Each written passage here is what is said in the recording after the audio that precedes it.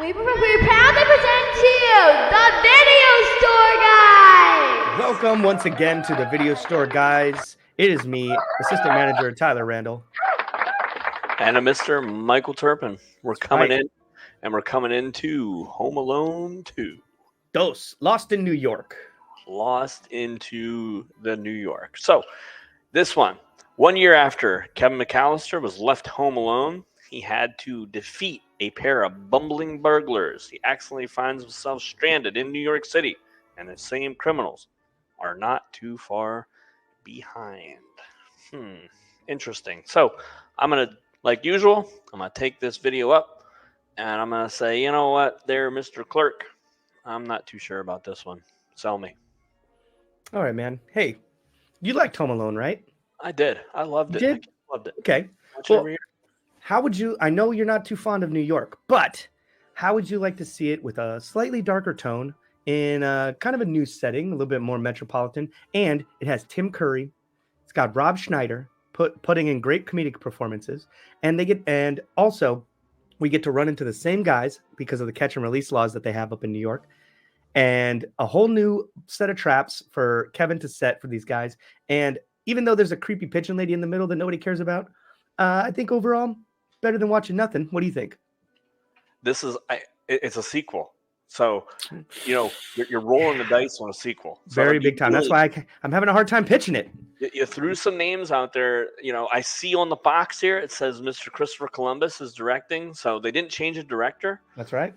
We still have Catherine O'Hara. We still have Macaulay Culkin. They didn't change the bad guys up. That's usually when they change the bad guys up here or there, and they they try to make a sequel to Dumb and Dumber, and it was an absolute debacle. They changed them up. We have Joe Pesci. We have Daniel Stern. There's no John Candy, but we have John Hurd, and we're adding Tim Curry and Rob Schneider. Yeah, I think I'm gonna take you up on this one. This one's pretty good. So. Hey, if you keep it late, I'll forgive those late fees. Okay, how about that? Yeah, they're looking back at 1990. I think we're looking at what $15 a day or something like that without rewinding. It was a lot. I think it was $5 a day. It was brutal. It was absolutely brutal. And they worked on a weird credit system where you could just get out of it. Be like, hey, you have like $20 in late fees. You're like, come on, man. And the 16-year-old kid was just like, whatever. Yeah. Like, I don't care. Absolutely. But even the late fees that they collected, I'm pretty sure at one time Blockbuster was just raking it in on the late fees. Oh yeah. Every time I'd go and me and my wife when we were dating, we'd always get 3 movies. And every time we'd get the 3 movies and we'd always have a late fee. So we were always paying like $25 every time we were renting some movies. So yeah. It's not like you're not driving right by it too. Absolutely. And that's why that joke in American Psycho is so hilarious. It's like, where are you going? He goes, I have to return some videotapes. It's freaking amazing. Time, man. So how about you give me your score and your rundown, and I'll give you my score and rundown, and then we'll go over Metacritic and Rotten Tomatoes and all those other idiots who don't know what they're talking about. Absolutely. So Mike Turpin gives Home Alone 2 an 8 of 10. And the reason I do it, number one, because it is set in New York, and number two, when we are playing the same movie, I call it the hangover effect, where we have the same exact movie, the same exact people, and the same exact plot, just in a different place. It doesn't happen, right? And so I call BS, and that's why we're not getting a 9 of 10 on this. Rotten Tomatoes, so I give 8 of 10. Rotten Tomatoes gives a 62%. Metascore is a 4.6. IMDb is 6.8. If you remember when they did Metascore rated Home Alone 1, which was one of the most successful movies ever made, it was 7.7. IMDb is 6.8. 355,000 people voted on that score. So what do you think, man? Before I get into what I think, I'm gonna talk about the box office a little bit. So they spent about $10 million more, which is, by the way, it's flabbergasting based on what they put up on the screen. They shot on location in New York in Times Square, at the Plaza Hotel in Central Park, which is an expensive place to shoot. As anybody, I mean, and even then, I mean, even now, my goodness, it's ridiculously expensive. And to only do it with $10 million more, they only made 359 mil as compared to the 376. I misspoke last time. The 376 mil that the first movie did. But it did get to 100 million faster. It got there in 24 days as opposed to 33 because people knew what they were getting into. They knew what the premise of Home Alone.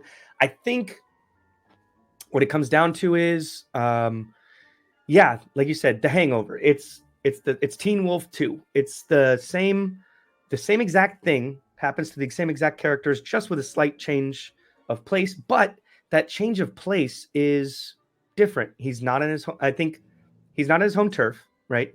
He's actually not supposed to be there at all. And I want to throw, before I give the rest, I have to bring this up. What would you say your favorite line from the movie was?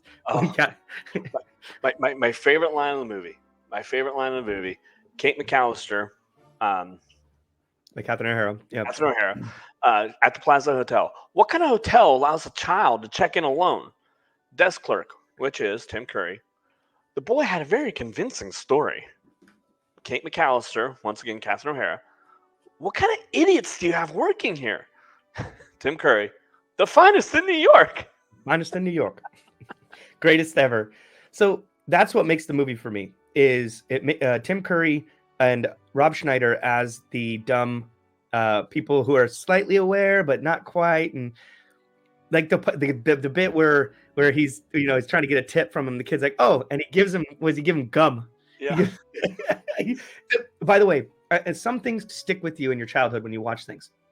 The way that he grabbed that double pack of gum and went and pushes up a single stick. I practiced doing that forever because I thought it was so cool. Good for you. Don't know why. And then the rest of the time, when he asked him for when the next part of the bit, this is what I was talking about, setups and payoffs. When he goes, he's like, "Oh, did you want a tip?" And he goes, "Oh no, sir, I still have." And he like pulls the gum out of his mouth. And he goes, "Oh, no tip." And he's okay, and it's like $100. He's like, "No, wait, no. It's so good." Tim Curry in the bathroom with the blow up. Okay, so by the way, I'm still doing my review, but I'm reminiscing. The uncle, what's the uncle's name? The one that he records in the shower singing Cougar, by the way. I forgot. I didn't know the name of that song for so. I thought he was saying the Cool Whip. I thought he was saying Cool Whip because there was a commercial on at the time where they used that song. Everybody dancing into the Cougar. Such a great song. Such a great piano like bass line. Anyway, Gary Hammond. Thank you. Frank. Singing in the shower to Cougar. The Cougar. Woo! And then he's like, "Get out of here, you nosy little." Good. Just to sell a toy, right? They basically sold a tape recorder to kids, and it was like $100 and something, ridiculous. And it was a piece of garbage. I ran across one at a garage sale when I was in my teens. I immediately bought it. It was not fun to I mean, I know I was a teenager, but I thought to myself, I would have not had fun with this. Because what are you going to do? Like, hey. Play it back to yourself. Like, it was so dumb. Kevin, I mean, I guess they're trying to build up, like, Kevin wants to be, like, maybe a reporter or he wants to be in the media or whatever. But he's just playing pranks. He's basically making memes back in the day, which is awesome. And that part shines through for me. Those are the funny parts that remind me. And also, it's almost like Harry and Marv's story is kind of pushed to the back. It's almost like, we're going to save you guys for the final act. Don't even worry about it. They spend way too much time on this homeless pigeon lady who somehow is like breaking and entering and illegally squatting at the at the Philharmonic, which is garbage. Like, they should have arrested her. She needs mental health help. She lives with pigeons, which, by the way, carry a myriad of diseases. Like, good Lord. She probably has rabies or something. I don't know. But then, so I guess Harry and Marv's gotten out on bail and they're like, screw Illinois. Let's go to New York. They broke out of prison. Oh, they broke out of prison? I forgot about that. Okay. Remember, it was in the paper and he's reading it. And it's on the backside of the paper. The two wet bandits broke out of prison. Ah, that's right. Well, now the sticky bandits. Oh, my God. Yeah. Hilarious. Oh, yeah. So I mean, okay, so they broke out of prison. I forgot about that. That's one thing. So even then, they're in like an abandoned warehouse this time, and now they're a little bit spry. They're like, okay, we're not gonna fall for any of your tricks. Dude, he lights a rope on fire. That's like the most dangerous, but it was a lot more violent. It was a darker tone. I think they weren't at an abandoned warehouse. Remember, he was at his uncle's house, and his uncle and his aunt renovating. Yep, they were renovating their New York house, right? And Thank you. Had it in because he had his dad's bag, and his dad's bag had his portfolio in there where he checks his dad's brother's address, and it's right at that time when they're at the police station in Florida. He's like, well, does your son know anybody? Do you have anybody that lives there? He's like, I do. My brother, but he has a house downtown. They're renovating, but I don't know if he knows to look. And then the next scene is Kevin with the Rolodex, and he's looking, and he's like, oh, okay, my dad's place is right here. And he goes, he knocks on the door, nobody answers, and then see, that's how forgettable some of this stuff is. It's like I could probably watch the entire first movie in my head, and then this one I remember Tim Curry, I remember Rob Schneider, and then I remember the gum. That's it. I don't remember any of the traps, any of the stunts. So for me, it's gonna be a 7. It's gonna be a 7 out of 10. And I'm sorry it took me a long time to get there, but I think I would bump it up to an 8 only because Donald Trump is the hero of this movie. Oh, the Donald Trump. So not just recently. What was it? When was that? When Macaulay Culkin wanted a 2021. Yeah. 2021. So they wanted to sign a petition to remove Donald Trump from the scene. So they have it in IMDb. They have goofs and quotes, but they have a goof that at the Plaza Hotel, and this is so nitpicky and right. petty. At the Plaza Hotel, Kevin asked Donald Trump where the lobby is. Trump says, down the hall and to the left. But Kevin turns right and arrives at the lobby. Like, come on, man. You know what? I get it. You guys hate the guy's politics, but come on. And this is kind of where we're going with this whole entire show. And I'm very glad that you brought it up, because we're sick and tired of all the woke garbage, and we just want to get the working people's perspective of really what we think, because we are the majority of what is going on out here. And if you're trying to digitally remove Donald Trump because you didn't like his politics, because honestly, he's just trying to remove all the people stealing from you, do I completely support him? No, but give me a break. Give me a break. Donald Trump is a big deal. It's 1992. He's a titan of industry. He's revitalized several portions of New York as a real estate developer. He's and by the way, everybody loved him at this time. At 92, holy crap. In the late 90s, he was given a humanitarian award alongside Muhammad Ali and Rosa Parks. Tell me that this guy is a racist. Come on.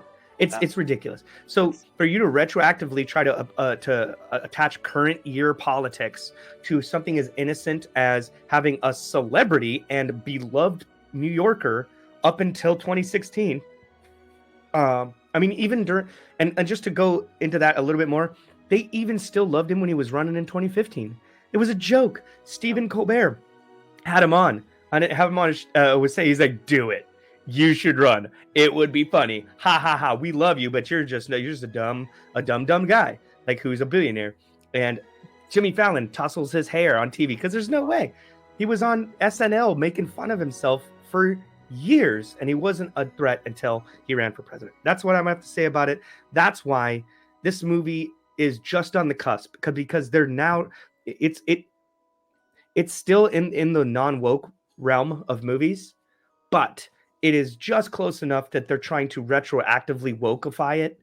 That's why it's going to have a little bit of a lower score. Not because a lot of the and as well as because a lot of the story points and the cinematography really didn't strike me. It wasn't shot particularly as well as the first one. I mean, you have New York City there, and you're supposed to marvel at it, but honestly, it falls flat a little bit for me, especially all the Central Park stuff.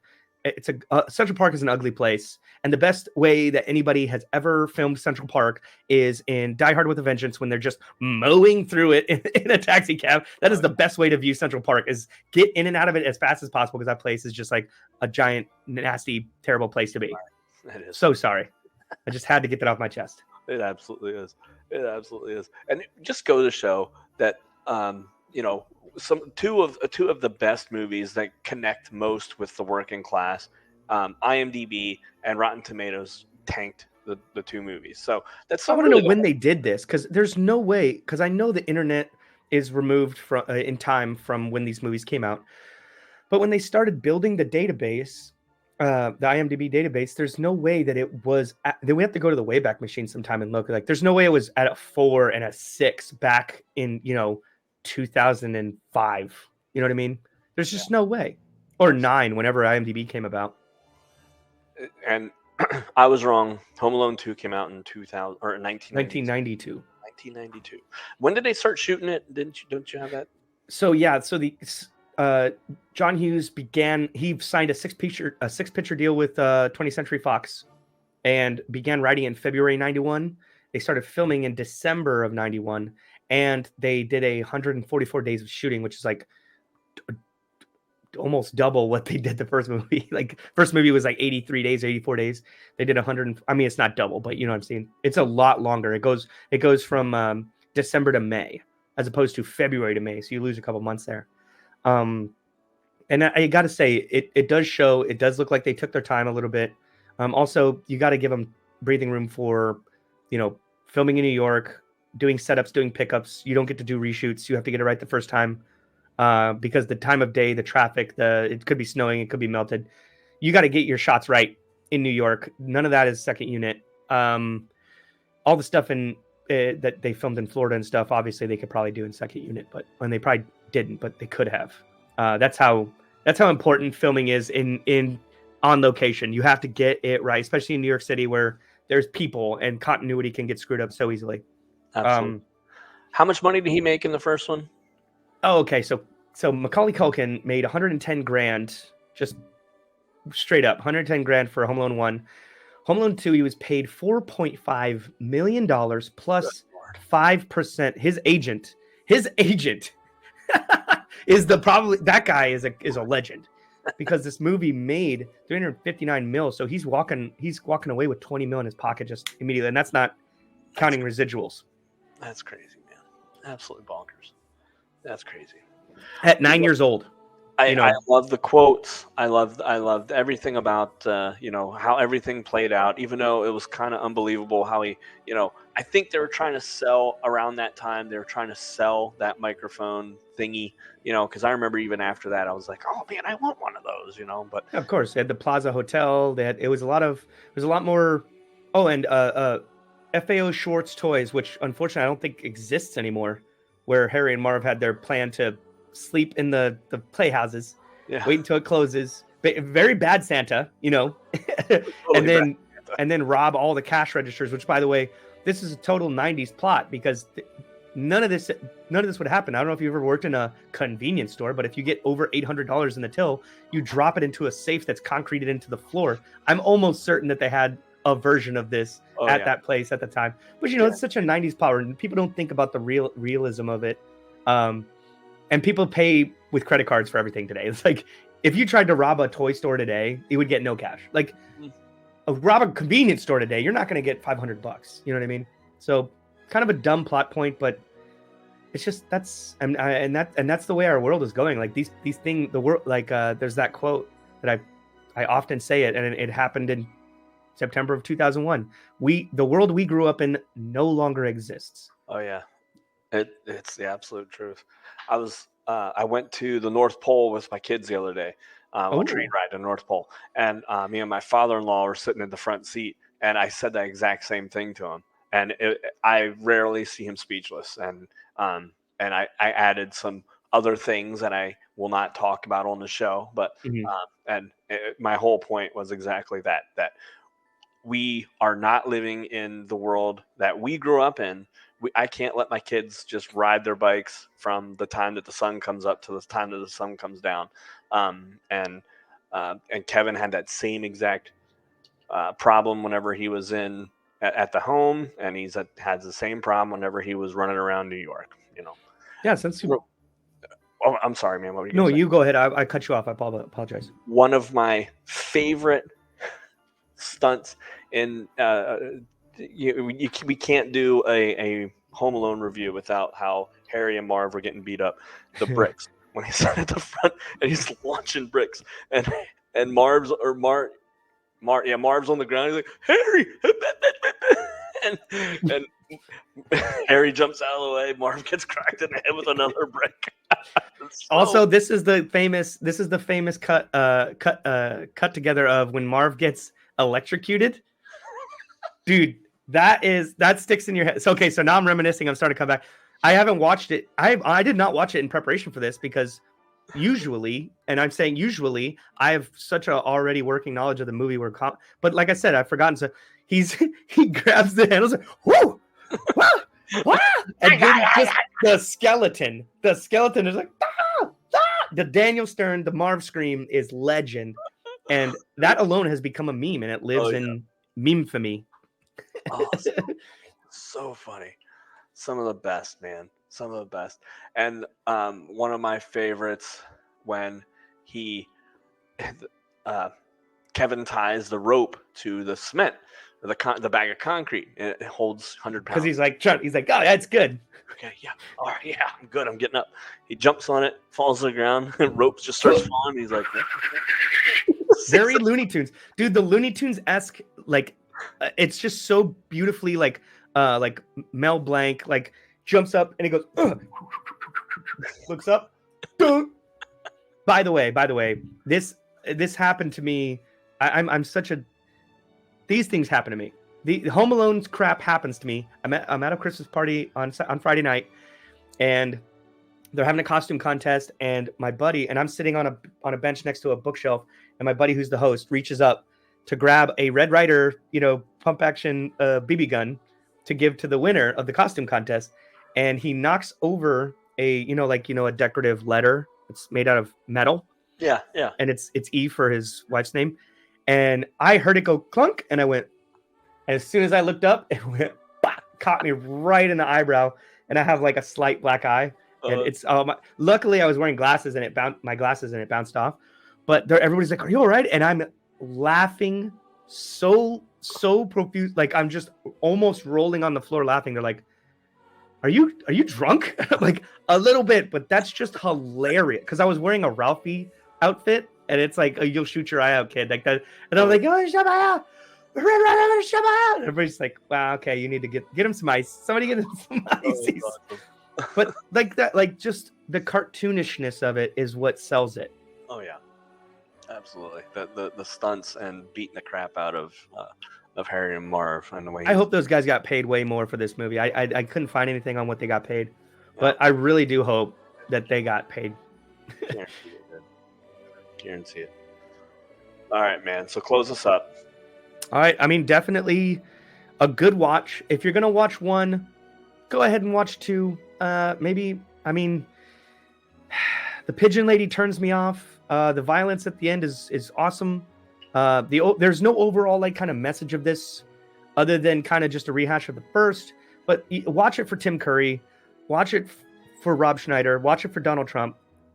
These guys alone make this movie happen for me. And it's still, and John Williams' score comes back to score it, and it's playing in the background as you can hear right now, but just so beautiful. And that alone, it's worth the 7 out of 10. It's worth a watch. Mm-hmm. Absolutely. Watch it for your kids. Sit down and watch it for your kids. They'll love it. It was worth the pick. Definitely. Now, there's 3 other Home Alone movies that are not worth it, and we'll get to those later. We should do all 3 in one episode just to rip that Band-Aid off, buddy. Get it done. Yeah. There's nothing to talk about other than how bad they are. Yeah. And the newest one was so bad, I'm not even going to talk about it. Go ahead. Take us home. All right there, guys. Appreciate you guys watching, subscribing, doing all the stuff that you do to support us. Keep it coming. Keep liking, subscribing, hitting the bell. So every time we have something that comes out, comes right up on your phone, and you can be the first one to watch it. Once again, Thanks, guys. Thanks a lot from the video store guys. I'm Michael Turpin. I'm Tyler Randall. And we love you. Merry Christmas. Merry Christmas. We proudly present to you the video store guys.